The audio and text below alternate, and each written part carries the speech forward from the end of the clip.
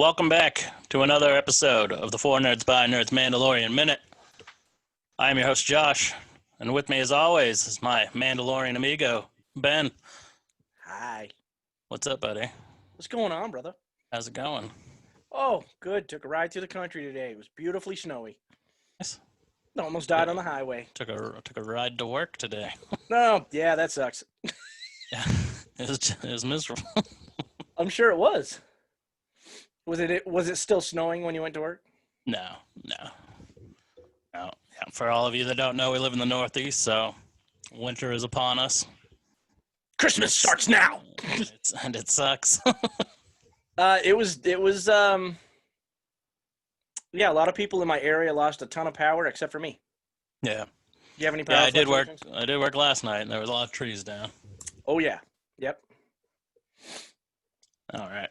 So this is as always, this is no filler, all just Mandalorian talk. About a 20-minute review of this week's episode called The Tragedy. So it certainly was. We will try to have a tearless episode. This is so many feels. Yep. So many feels. Yep.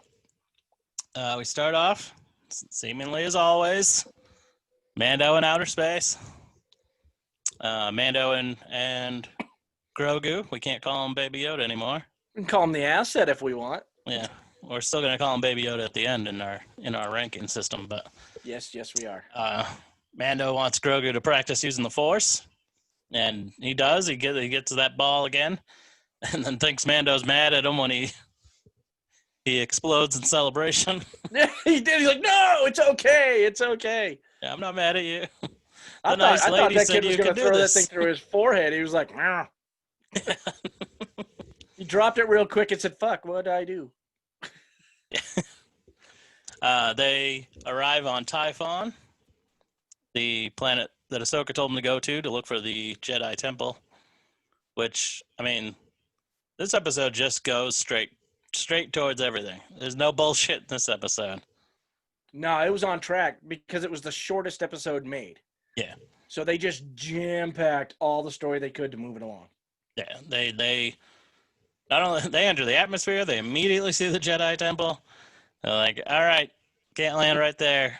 Am I the only one that calls BS on every time somebody goes to a planet? They're always where they need to be instantaneously. Yeah, they're always right where. Well, I mean, I guess. Well, flight plans and stuff, I guess, you know. Yeah, I guess if you look at it from the aspect of, like, if you're in outer space or low orbit, it's a lot easier to target where you want to go. Like, it's what they try to make jets like that now. They've been trying to make airlines like that go so high up that you can just, like, aim where you want to go. Just aim, and then beam it's just for it? then it's a straight line. Like, it's a quicker way to travel. Like, it takes longer to get up, but then you can aim and, like, use the rotation of the planet to get you there faster. Well, I mean, it's like a you know, like the shuttle landing. Yeah, they could figure out exactly where they need to be. They could go wherever they want to. Yeah, I guess. I mean, it just seems awful. But yeah, it's always oh, we're here, and then we're in the planet, no problem. We're the space travel in TV shows and movies is always a lot easier than in real life. Blows my mind, but it was a beautiful planet. It reminded me something of that planet that is in Star Trek, the one way back. Yep. Where Kirk fights that green dragon that monster. Alligator monster. Yeah, we'll get to that because that's exactly what I had thoughts of. I wonder if it's the same place.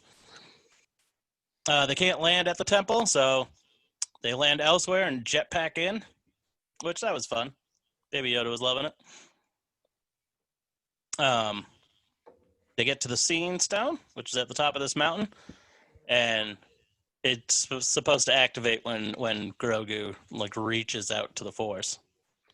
Yeah, but he didn't at first. He just sat there in Mandalorian and was like, come on, man, do something.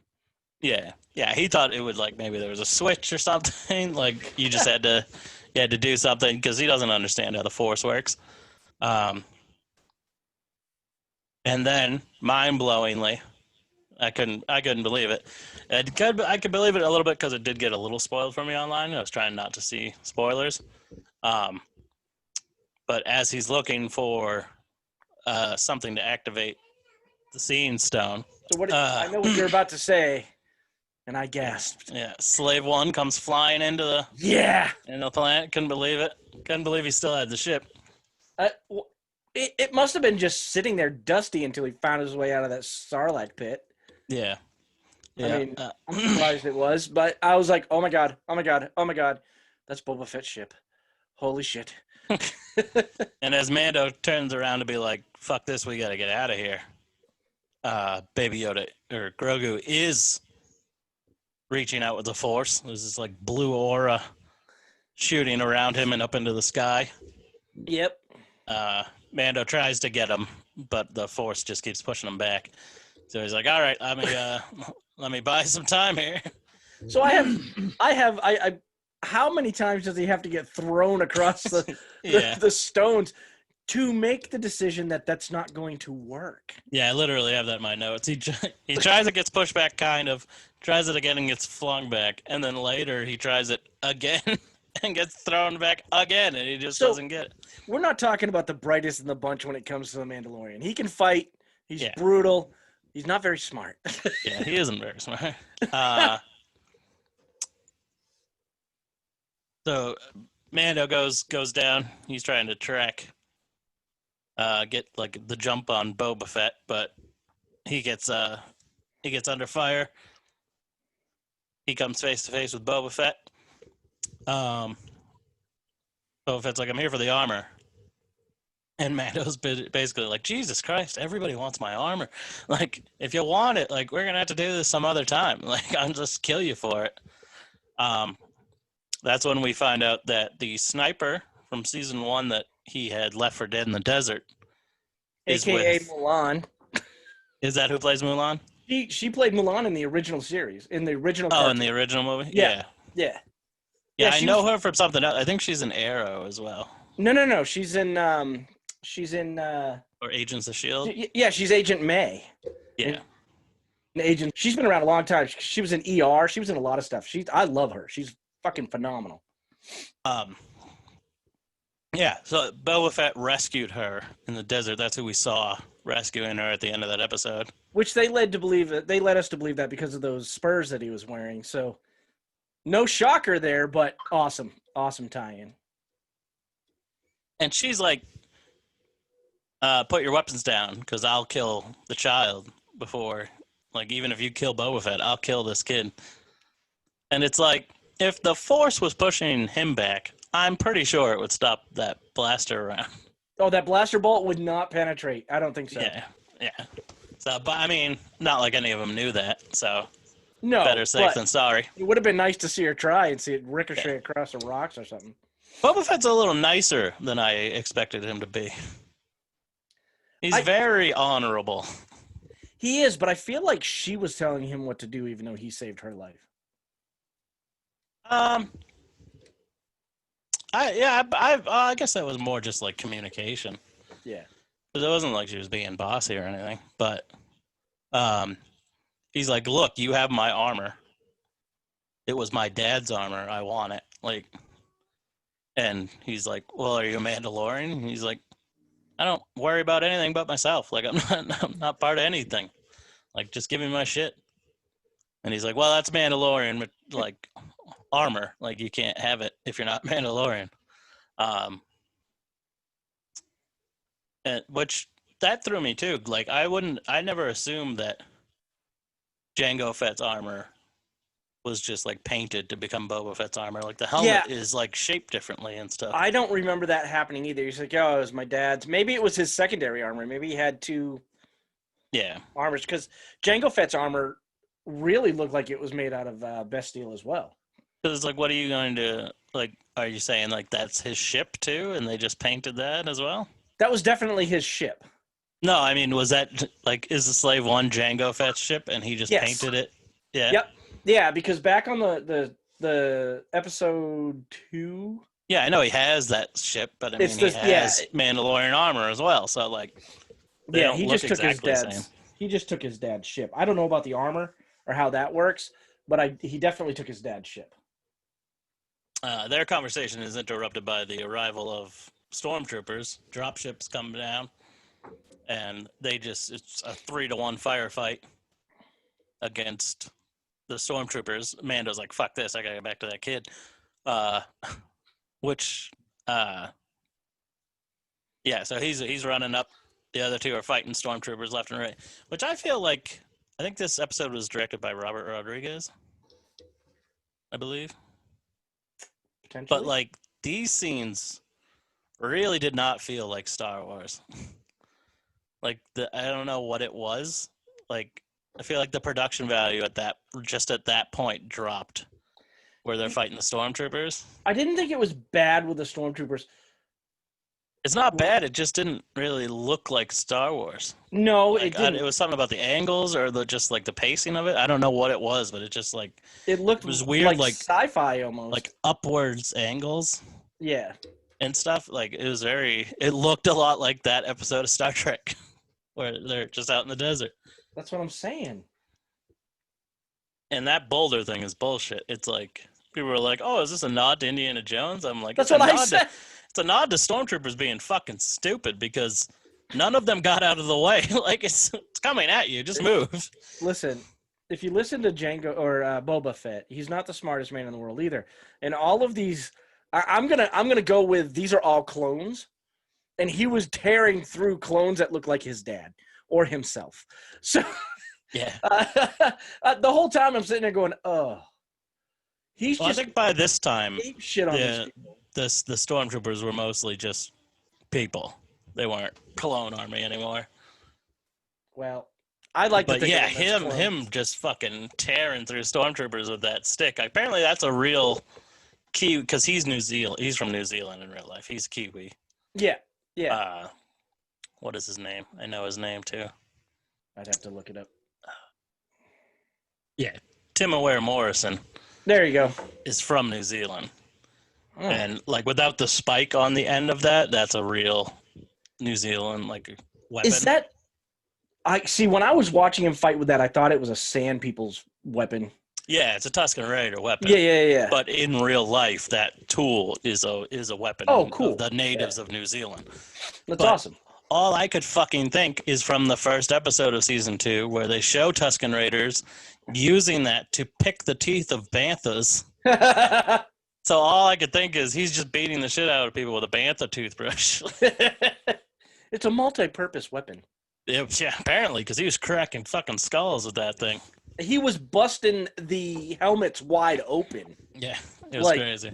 Cracking them until they exploded, which was the best. You don't see that very often. He's stabbing people with the other end of it. Yeah. And then he sees Mando's ship there, so he goes and armors up. More stormtroopers arrive, but now Boba Fett is fully armored, so he just missiles everybody. Everybody. He went down to the ship and stole it because Mando wasn't going to give him permission to have it. Yeah, he's definitely a little thicker than the original Boba Fett. Yeah, I mean, he is older, but I said he's getting a little thick in the middle to be wearing that armor, shit. I hope he changes clothes and that he actually winds up looking like Boba Fett. Oh, instead of wearing he needs the khakis and stuff underneath. Type? Yeah. There's something about it, in the first episode where Timothy Oliphant was wearing it and stuff. If you're not wearing the right clothes, it just looks like something's missing. Right. Something about it just looks off. And they definitely I feel like they added those tubes from the wrist to the shoulder pad. That wasn't original. I don't think those are original. Yeah. So Mando goes up, and that's why he does it again. Tries to get Grogu out of the Force and gets thrown a good 10 feet again. Doesn't learn. I have it in my notes. Mando doesn't learn. And then what happens? Yeah, Boba kills everybody, and then so the stormtroopers leave. They're like, fuck this, we're out of here. Yeah, we're getting our asses handed to us, so it's time to go. He uses his rocket to shoot down one ship, which crashes into the other ship. And that was a nice little quip. Mando's like, oh, nice shooting. And he's like, oh, I was aiming for the other one. Yeah. Well, you know. Then a giant blaster bolt. You gotta talk or they can't see you. What? Oh, hey. I got my own little baby right here. Hi, Goku.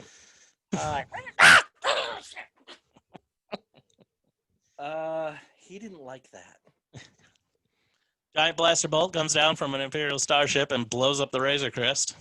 I lost my shit. Yeah, I couldn't believe it. I was like, I literally gasped out loud, and my wife's like, "What?" I'm like, "No." Yeah. I was sad. Yeah, there's a Imperial, different looking Imperial starship in the atmosphere, with Moff Gideon on it. He launches down. We thought they were going to be called Sith troopers, but they're called Dark troopers. Darth. I thought it was. I put subtitles on. It said dark. Yeah, Dark troopers, but they're not even troopers. They're just robots. They're robots, but for some reason he needs Grogu's DNA to make them stronger. That's what they were saying, and I'm like, I don't get that. No, I don't think it's for that. I thought that's what that was for the Dark Troopers. No, it's for some unnamed person that they're talking about. So I think it's going to be for the Emperor. Oh yeah, well, it's not for the Emperor. It's for what's his face? Or Snoke, yeah, but Snoke, yeah. They got to try to work that in now because they fucked everything up. Yeah. Yes, they did. Mando can't get back in time. And the Dark Troopers take Grogu. Do I literally have the note? Grogu, no. I know. Oh, I screamed the whole way up. The whole way to the thing. I'm like, no. Oh, God damn it. Yeah, Boba Fett's in the Slave One, and they're like, shoot them down. And then Mando's like, no, I don't want the child to get hurt. So they're like, fuck. And Boba Fett's like, all right, I'll just tail them. And these fucking things are like Iron Man. They just got rockets on their feet. That's the only thing I could think of was a suit around the world. Yeah.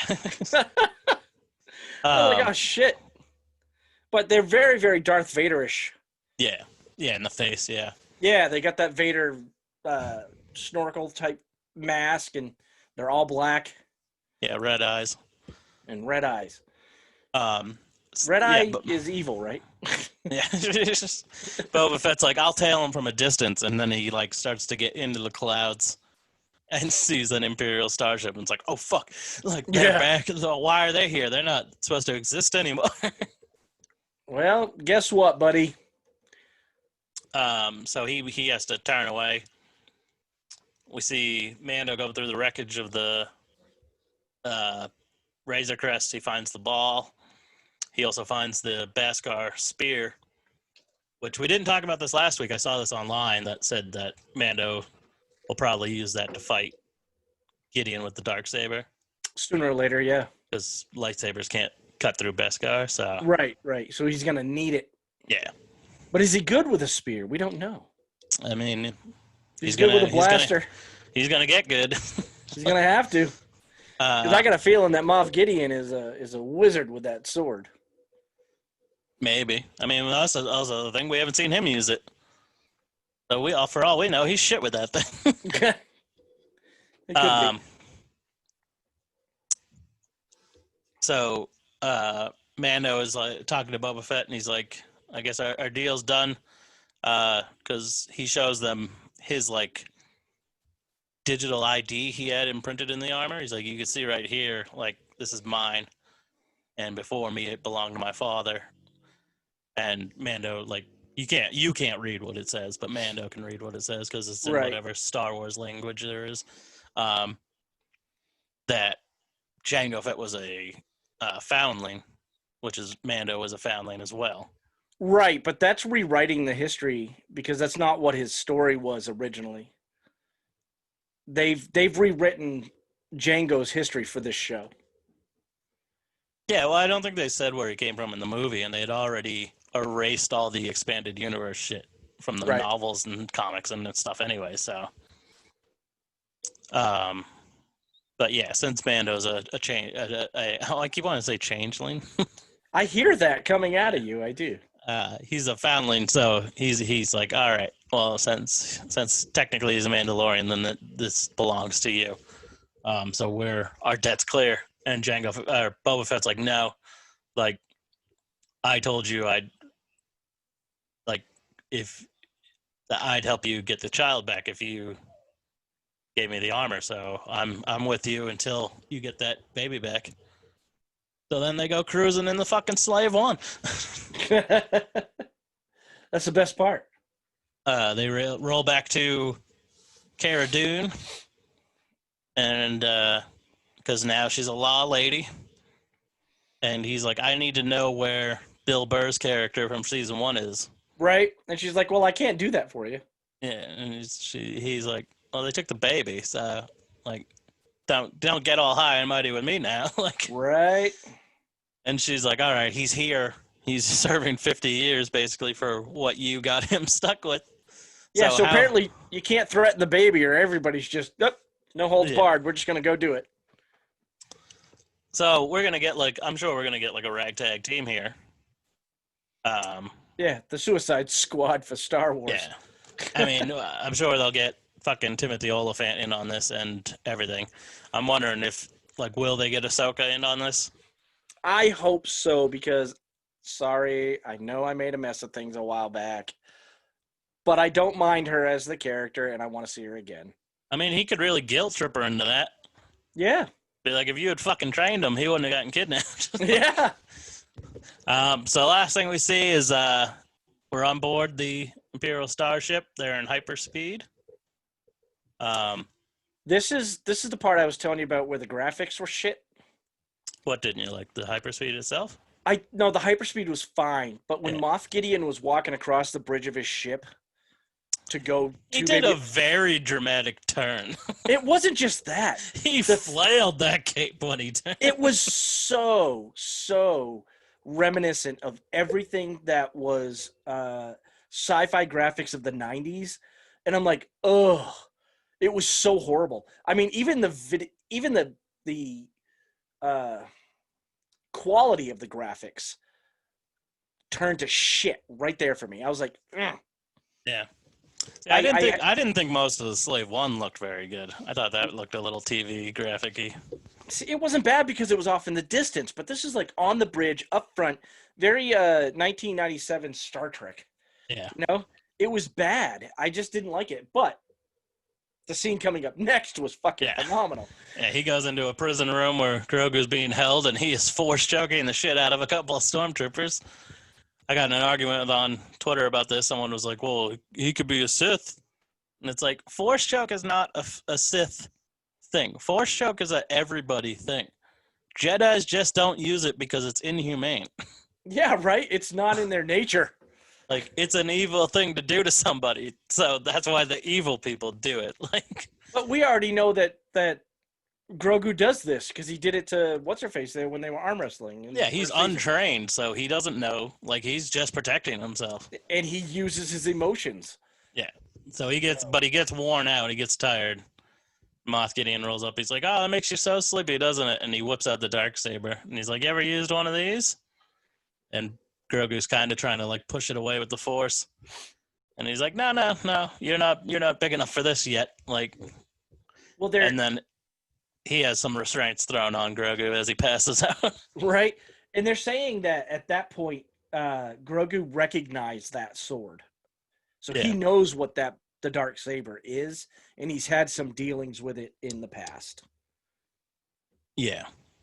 So, yeah, definitely. So that's how we ended up. Let's go right into rating because we're running out of time here. How many Baby Yodas out of 5 are you giving this one? 4, only because of the graphics. Other than that, the storyline was phenomenal.